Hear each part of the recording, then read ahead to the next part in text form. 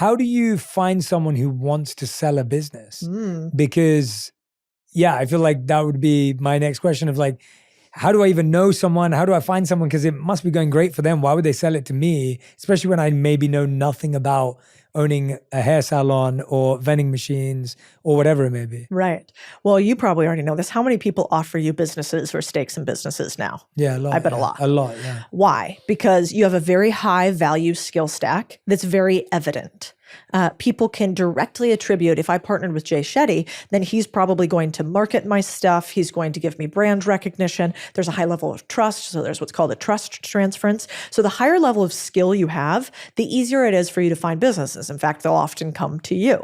The thing is though, even when we have a higher level of skill, we often don't really know what to do when it comes to us. We don't know how to do zero risk deals to us. And so I like learning deal making, even if you have a ton of skills and a ton of money, because you can do a deal that seems unfair, but because you recognize your value, the deal is incredibly fair. In fact, the richer you are and the more audience you have, money you have, which I call capital, the more coding ability you have, aka like tech, Jeff Bezos engineering capability, or labor you have access to, so employees or people that will work with you, the better deals you can do. Yeah. And that's like the 202, 303 level. And anybody who's listening who actually has access to money and capital, you are crazy if you're not thinking about doing deals and learning it, because it is the ultimate positive form of leverage. So I wish that we learned this earlier. This is how so many celebrities get screwed, by the way. And, they get screwed because they do a deal. They don't understand the terms they signed. Their agent understands the terms they signed. Their agent isn't actually incentive aligned with them long term. And so they end up getting screwed. Like, it broke my heart when I watched that documentary with Val Kilmer. Like, I haven't seen it. Oh God. Well, first of all, you would love it. It's beautiful. The documentary is beautiful. He wrote it, produced it, and directed it and starred in it. And it's just a beautiful piece of art. But also, he lost everything. I mean, he has basically no money now. No way.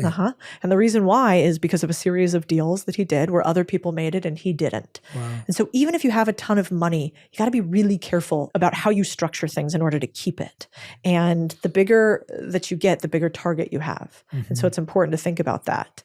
And like the Russian proverb, trust but verify, which is like trust everybody, but verify that they are actually on your best terms, which is why I always doesn't count unless you've signed on the line that is dotted, in the words of Alec Baldwin.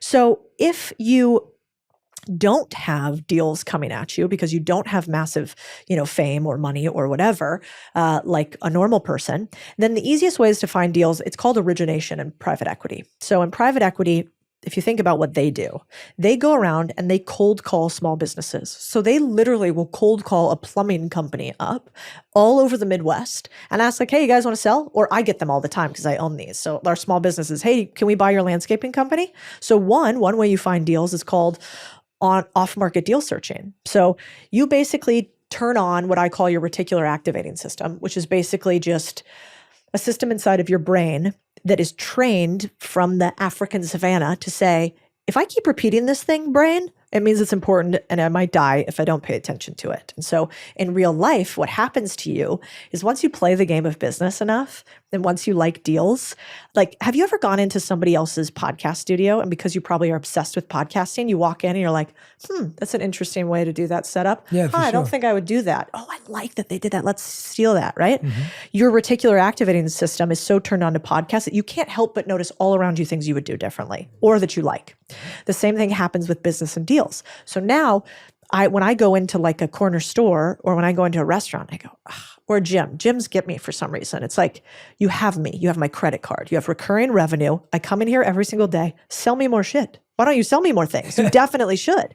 And so one, I will say, as you learn deal making, I can promise you only really one thing when it comes to you becoming a better deal maker, your reticular activating system comes on. So what's going to happen in deal finding, yes, you could cold call just like private equity, but instead kind of steep yourself in the type of deal you are looking for. Steep yourself in what skills you actually have, and then you're going to see them all around. You won't be able to turn it off. It'll be like when you buy a car, all of a sudden the car's all over the place after you bought it. You're like, did everybody? Was it a sale? No, your brain starts making you notice it.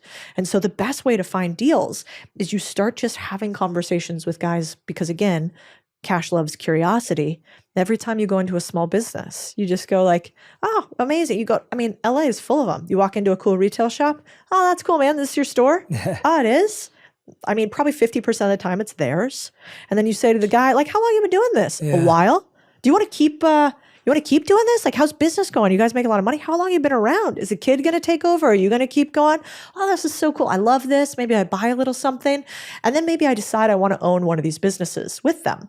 All of a sudden I get to know the owner and I start getting into the curiosity where I get them to maybe consider that a young hustler who is really aggressive might be good for their business. Absolutely. Yeah, no, I had a really interesting experience of this maybe a couple of years ago. I was in a store that curates beautiful sets of books. And that's not what they do professionally. They sell clothes, but they also have books in the store. And I walked in there and I really enjoy books and I enjoy collecting. And so I was looking around and these were all like new books. They're all newly published. They're beautiful. And I bought a ton and they were just like, and then one person at that store just said to me, oh, by the way, like, do you love books? I was like, yeah. And I was like, I'm really looking for vintage books though. It'd be cool to own some like antique books and things like that. And she said, well, there's this random store around the corner and it's like a printing press, like an old school binding book. But I've seen books in there before. Why don't you go check it out? So I literally walk into this books and basically, actually, first of all, I walk outside. It looks like no one operates it. It looks completely run down. You wouldn't walk past it and think, oh, cool shop. You'd walk past it and you'd think no one's inside it. Yeah. So I'm kind of looking around. I'm like knocking on the door just to see. I do see some books. And this lady opens the door and she's got like an old school binding press in there, an old school, all the old school tools that how books were bound in the past. And then she's got this bookshelf and I said, oh, I heard you might sell books. Like, could I take a look? And she was like, oh no, I just have these books because I got divorced a few years back. My husband owned a bookstore. He left me with like 50,000 books or something crazy. And she goes, most of them are at home, but there's probably like, I don't know, 1,000 here or whatever it is. You can take whatever you want. And I was like, I'm happy to pay you, but sure. So I spent like 2-3 hours and I was like getting really, I loved it. It was literally like being inside of a secret cave of books. And I was like finding all this stuff. So I got a stack of maybe like 20 books. And I was like, hey, look, I'd love to pay you for them. Like, I'm good for it. And I'm grateful that you've even allowed me in. And I forced her a little bit. She finally took some money. And then there was one book while she was going through and she was like, I've been looking for this book for like 5 years. And she goes, I can't sell this one to you. And I was like, sure, like I'm never gonna, have it, whatever. Anyway, I come home and I started checking all these books out online. They were all worth like at least $100 each. I probably paid like $5 to $10 each for them. And it was just a really good example to me of like this random place that, and I wanted the book, so I kept them, but it was just this random place that was like this treasure trove of all of this great material. And had someone wanted to go in and buy 50,000 books and sell them online or sell them anywhere, there was a real business there. And it was a very simple example of just how easy it was to come across something that I wasn't even looking for it. Well, yeah. And it's a funny thing I do sometimes. One, it's so lovely. And also, how happy was she probably at the value you found in it? Yeah. Like, did you feel like you were taking advantage of her? Or did she feel like, wow, are you sure? Like, I'm glad you're spending time with me. Absolutely. Absolutely. She was so happy. And I think this is something we don't realize because our generation is highly transactional. We're a highly transactional generation with immediate feedback loops, aka social media, with a high status game that we play with a lot of attention on us because you get a lot of attention when you're young and hungry and moving. But as we get older, women will tell you this all the time. They'll warn you that as you get older, you become invisible. Like a middle-aged woman will say, often nobody sees me. And like one of our copywriters, she was so lovely. She said a thing to me. I was like, oh, she dyed her hair blue. And I was like, Marcel, looks great. Like she's an older woman, probably like mid 50s. And I was like, looks great. Like, what was the impetus? And she's like, as you get older, I realized that like nobody would talk to me and I feel like they were looking through me. And she's like, so I was with one of my little nieces and we dyed our hair little strips of it pink together. And she was like, and I was walking across the street and this young man kind of yelled over to me and he's like, hey mama, like the hair. And she's like, I can't remember the last time a young man talked to me. She's like, so anytime I now feel a little out of it, I dye my hair blue. And to be fair, like in the past, sometimes when I saw people do that, I was like, really? What's going on here? Like, what's the move? And then I realized, like just because we value something one way doesn't mean that everybody else values it the other way. And so in order to break your frame and to see businesses all around you, don't assume that the same things you value other people do. It's like, I've never really believed in the golden rule, which is treat others how you want to be treated. It's like, by and large, treat them how they want to be treated, unless that breaks how you want to be treated. And I think that's the same with business owners. I mean, my Uncle Eb, which is one of the main reasons I started publicly about business, talking about businesses online, he had a business, did a couple $1 million a year in revenue. And it's called Ebb Homes Plumbing. It was in Phoenix, Arizona. And he got sick with cancer and decided he wanted to shut the business down. He's in his 70s and was like, I'm ready to be done. And what he didn't know at the time is that a business that is doing a couple millions of dollars in revenue and a couple of millions of dollars in profit is worth millions of dollars.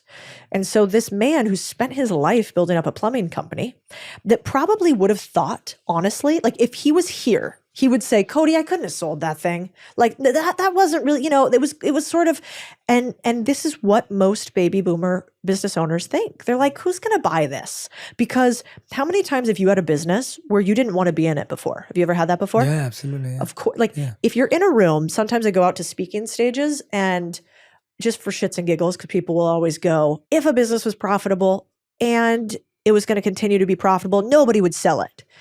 And I go, okay, let's play a game. Business owners, raise your hand. Everybody raises their hand that's a business owner. I go, cool. Keep them up. If you would sell your business at the right price and the right terms, if it came along, keep your hand up. What happens? Yeah, everybody's up. Not one. If you go down and I go, liars, and I laugh. Because the truth of the matter is you haven't been in the game long enough if you put your hand down. But if you've been in the game long enough, you go, absolutely. Now, I wouldn't sell every one of my businesses. Of course. Yeah. But there is at some point one business. And if you call me on the right day, maybe I would. So I think we have to change our programming to realize all around us, every business has a value. That book selling business that shut down, I bet there was a value in the lease that they had. It might have been in California. Sometimes they have leases that are locked in. There could have been value in just the lease contract to transfer it. There could have been value in the assets, the books. There could have been value in the employees because you can do an acqui-hire. There could have been value in the website listing. What about the Yelp and Google reviews? There could have been value in the IP. What about the logos and the brand and the name? What if they had one of those old school original, Codie.com websites before we now have to have websites that are 452 words, right? And so every single business has some value. And if you can find the business where the value to the owner is not as much as the value is to you, then you got a really good deal.